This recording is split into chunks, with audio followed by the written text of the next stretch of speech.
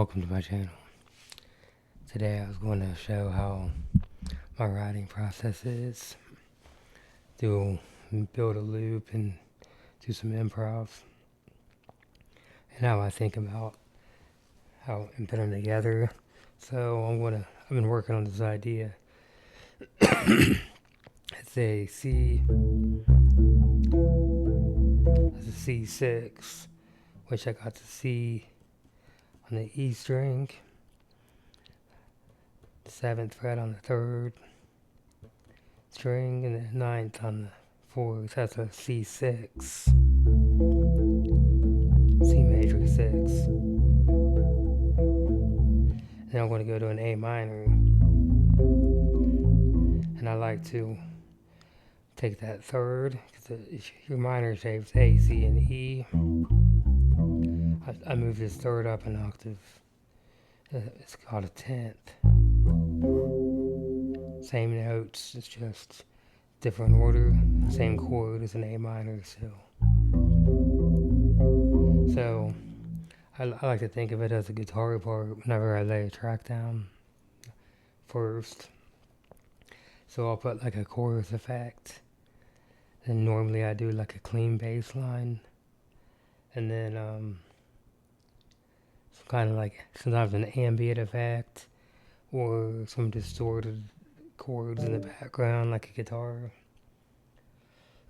I got this new Camus pedal with art glass, so I might put an octave on the bass line. There's different things I like to do to mix it up. So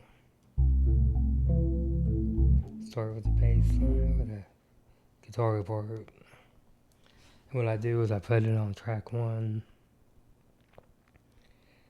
and then the bass line on track 2, and usually the ambient stuff on track 2 as well.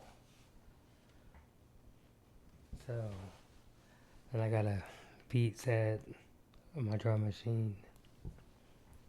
Let's try it.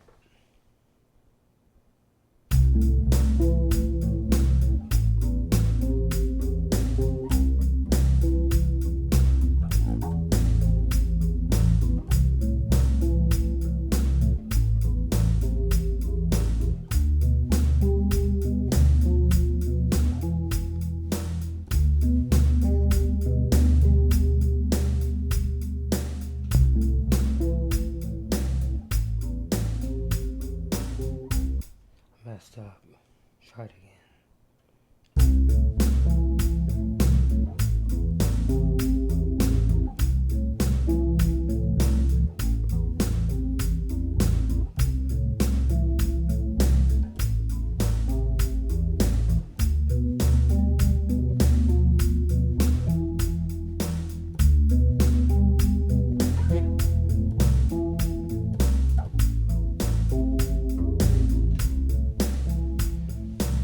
Mistake, but this is like a practice run through, so I'll leave a little bit of mistake sometime for the purpose of the video.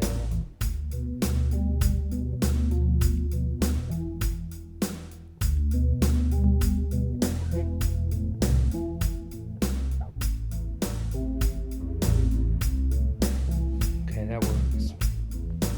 So then that last chord, it was a G, but I got the G on the 4th string, the root's on the bottom, so I'm playing a D on the top string, the B at the 9th fret on the 3rd string, and the G at the 12th fret on the 4th. So it's still a G, even though the D's in the bass. So when I play the bass line, I'll play C, A, and G instead of playing the D, so I can kind of stay out of the way and harmonize with it. Adds a little bit of depth. So always practice it first.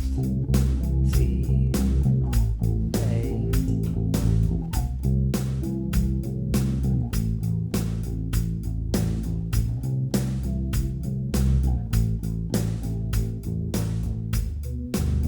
G, so you can hear it.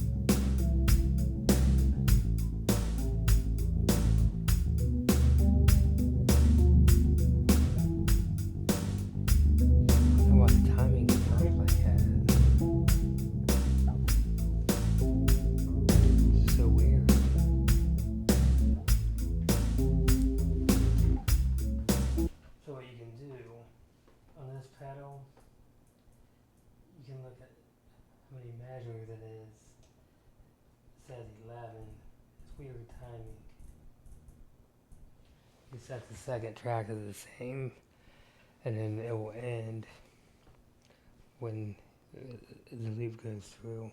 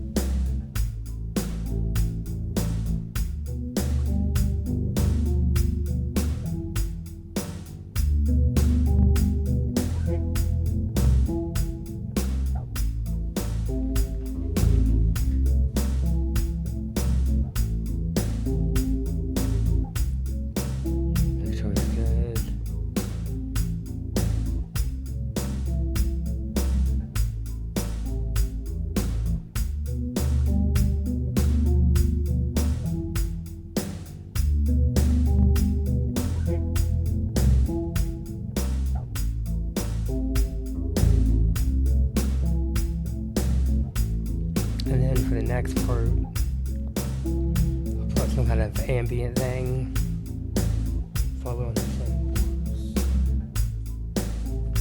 Like this.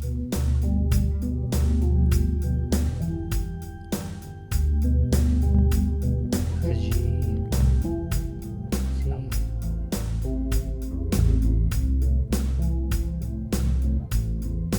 Actually separate the octaves.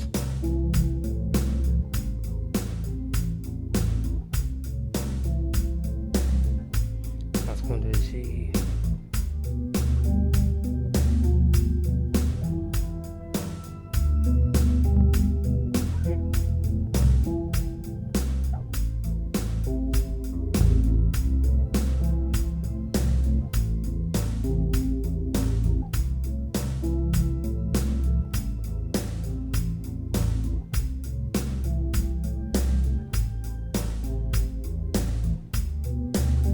As long as you play any of them notes, you're going to be in key. It doesn't really matter.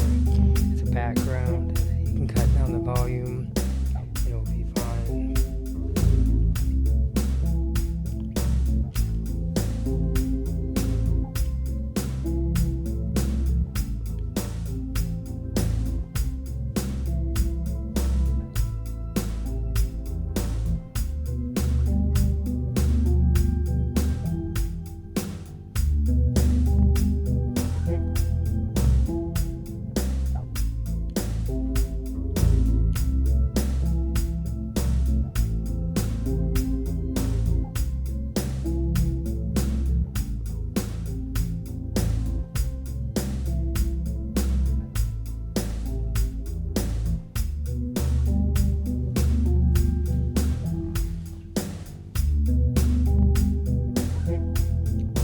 Low in the background.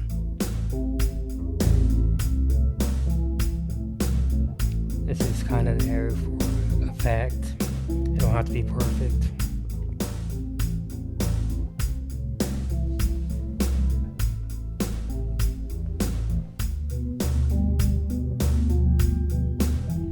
And then I'll find like a solo and I'll just practice improvising.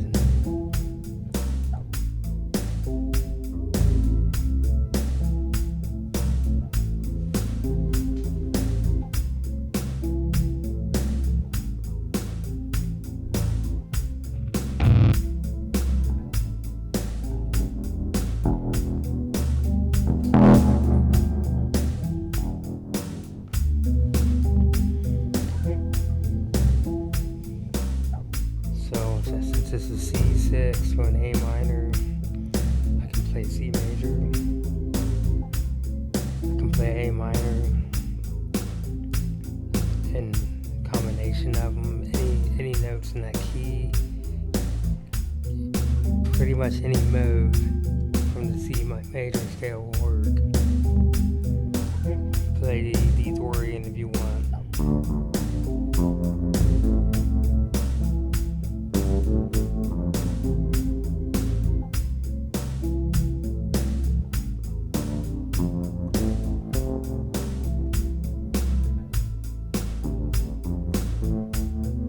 I'll try different things like that.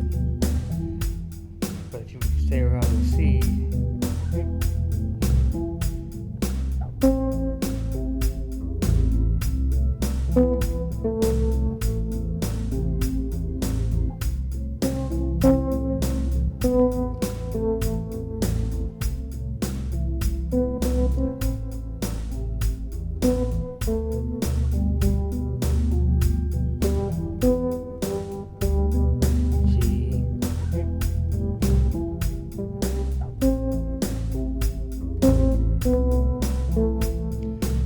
chords are going up, it's always good to go down and have a counter thing going on.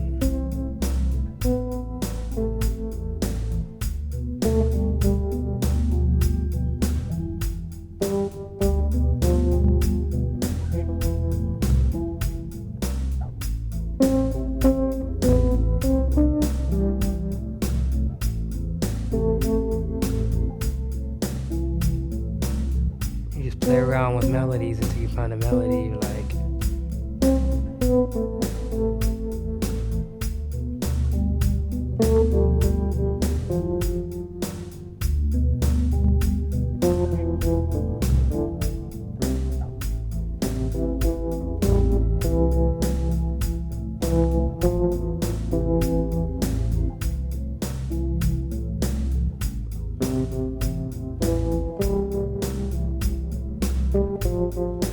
I'm just outlining a C major triad right there, and then putting the F in.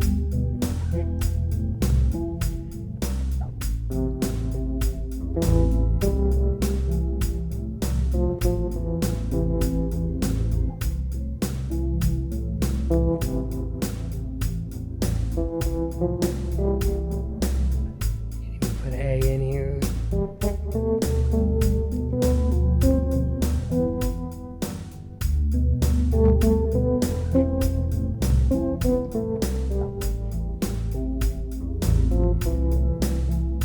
Any of the notes work. The C scale.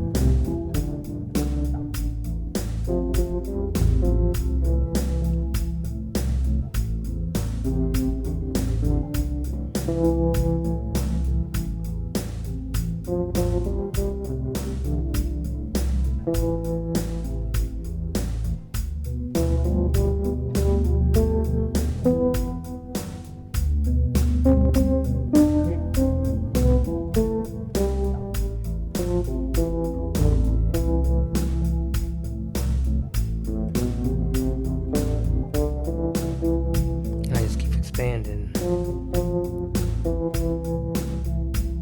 Just listen.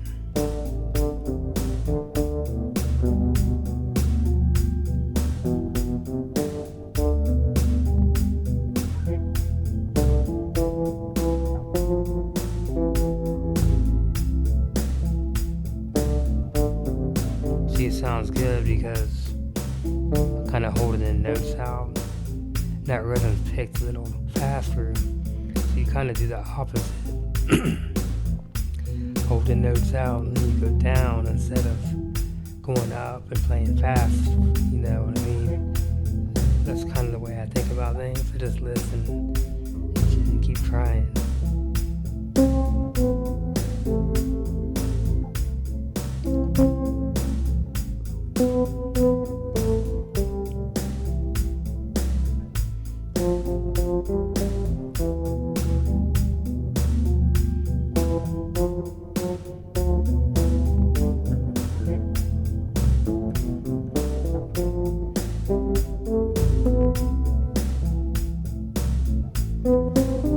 See, in any notes, how does that C scale? It's going to work.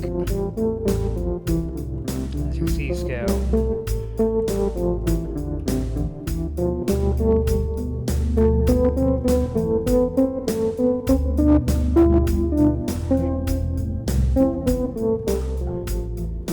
See, they all sound good.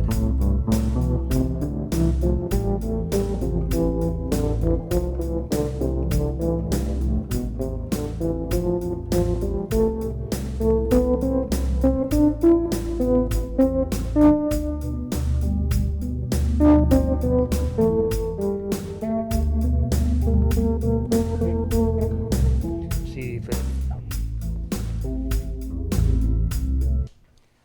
I've had that idea in my head. So, and all that stuff's new, all the solos new. I just made that up. I just wanted to kind of show how I make my loops, and to anybody who's trying to get into improv, just giving little examples, you know. He saved it. But that's generally how I do it. Like, I've had that idea about a week now, just that little opening. It came to me on my porch one day. I was sitting on the porch, and I wrote it.